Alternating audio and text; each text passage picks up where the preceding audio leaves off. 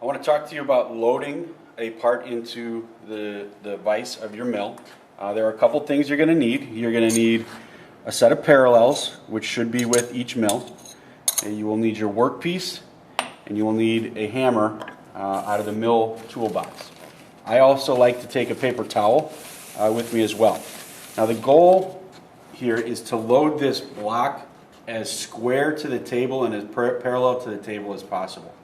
So what I want to do is I want to make sure that inside the vise all the chips have been wiped out. Okay, I want to make sure my parallels are clean and free of debris.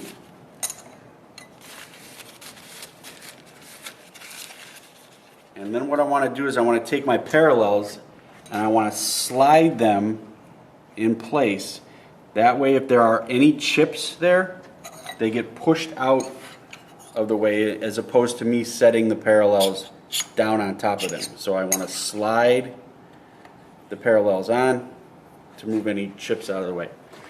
You're then going to take your workpiece, make sure there's no gunk on them, and you're going to load this up. On the workpiece, you have 4 factory surfaces, and then you have 2 cut surfaces that came off the horizontal bandsaw.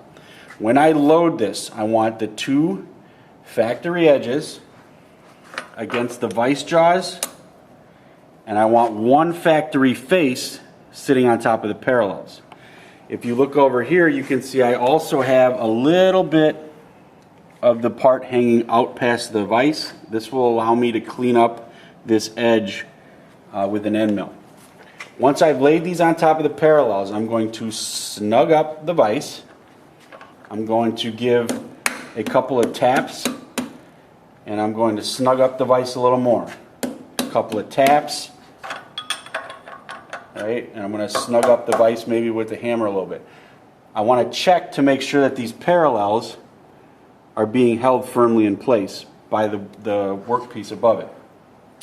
Once I'm comfortable with these being held in place, I will give the vise handle a gentle rap with the hammer. Please make sure when you hit this with a hammer, you hit on the blue frame and not on the handle itself. If you hit it here, you're going to break the handle off. But it doesn't take a lot to hold this workpiece in place.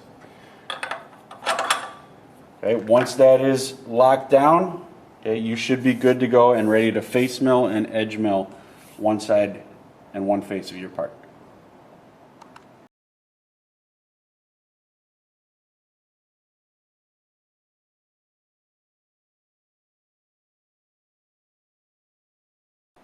All right, we're going to talk now about how on earth do I get a tool into the tool head. Step 1 is to make sure that the collet, or excuse me, the quill is all the way up inside the tool head. This lever right here locks the quill. Again, it doesn't take a lot of pressure to hold that in place, but if that's not all the way up, the tools will not seat completely. Okay. This spindle has got a taper in it. It's called an R8 taper. That taper matches the taper on the tooling. You see the slot inside here? Inside the spindle there is a pin. We need to line that slot up with the pin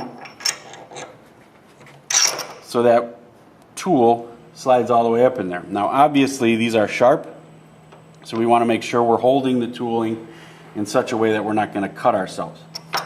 Once the tooling is in there, we are going to activate the pneumatic drawbar by hitting the on button here. I'm going to hold the tool in place, press the on button, and it's going to slowly bring the tool up,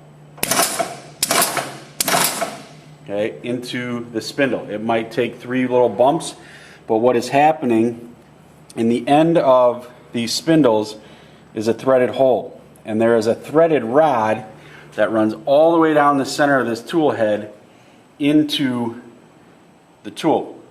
And when we hit the pneumatic drawbar, it spins that screw and it sucks this up into the taper, holding it in place.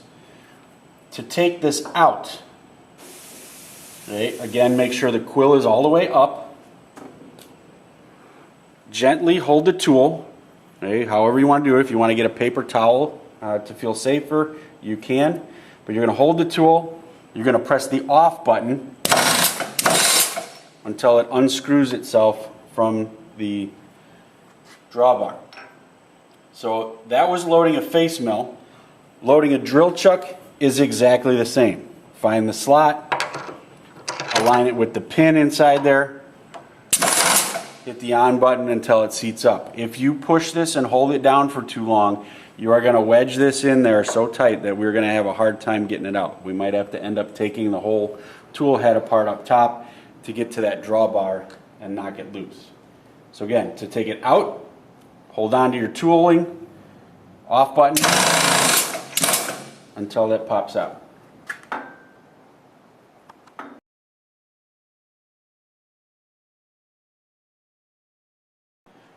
Another way to hold tooling in the mill is through a collet. What I have here is an end mill. Okay, this is a 5/8 end mill, so it's got a 5/8 cutting diameter, but it's got a 1/2 inch shank. Now that 1/2 inch shank is going to fit inside of one of these collets here. They're all labeled, so I'm looking for the 1/2 inch collet right now, which is right here. That hole in the collet should fit the shank of the end mill. If you look at a collet, you see there are 3 grooves cut in it. The way this is going to work, just like with the face mill, the collet is threaded to mate with the drawbar. When I screw the drawbar in here, it's going to pull this taper up into the spindle, pinching these 3 slots closed and gripping around the circumference of the shank, thus holding the end mill in place. So to load this, it's going to be very similar. It's a little bit more challenging because you need to kind of hold 2 things at once. So I'm going to place the end mill into the collet, find the groove in the collet, locate the pin, and push that up as far as it will go. Being careful not to grab a hold of the end mill.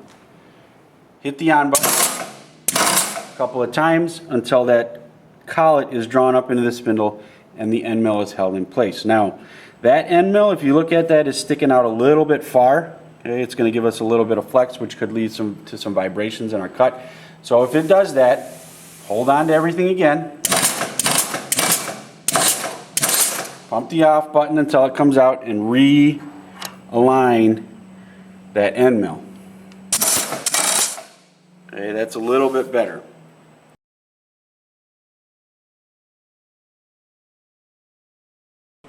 All right, let's talk about turning the mill on and changing speed. It's not as simple as it sounds. It's not a simple on-off switch. There's a couple of things we need to do first before we do any kind of flipping of switches. Up here is our gearing, right? The mill has 3 gears. It's got high gear, which is in right now. It's got neutral, and it's got low gear. For most of what we're going to do, we're going to be working in the high gear range. So make sure, before you do anything, you are fully into high gear. It should index in there. When we're in high gear, we're going to turn the switch to forward. When we're in low gear, we're going to turn the switch to reverse. If I'm in low gear and I turn it to forward, the spindle is going to turn backwards and we won't be able to cut anything. So right now I'm in high gear. I'm going to turn the switch to forward, and I'm going to use this dial up here to change my speed. Now we're in high gear, so that's going to be our RPM reading. If we were in low gear, that would be our RPM reading. So I'm going to turn this on to forward, and I'm going to spin this hand wheel until I get to the desired RPM for whatever cutting operation I'm doing. When you're done, turn the machine off. It's important to remember, incredibly important to remember, never, ever, ever change speed while the machine is off.